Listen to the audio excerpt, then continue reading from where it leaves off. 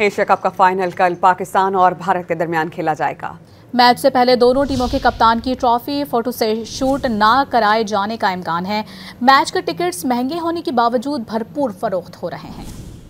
Asia cup का final कल पाकिस्तान और भारत के दरमियान खेला जाएगा। मैच से पहले दोनों टीमों के कप्तान की ट्रॉफी फोटो से शूट ना कराए जाने का इम्कान है। मैच के टिकट्स महंगे होने के बावजूद भरपूर फरोख्त हो रहे हैं।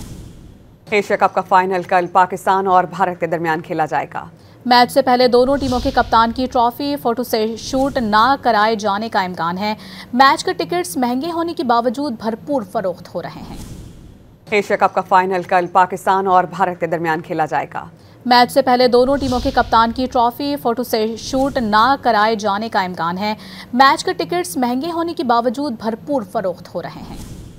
एशिया कप का फाइनल कल पाकिस्तान और भारत के दरमियान खेला जाएगा।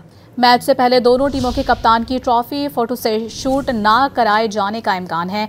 मैच के टिकट्स महंगे होने के बावजूद भरपूर फरोख्त हो रहे हैं।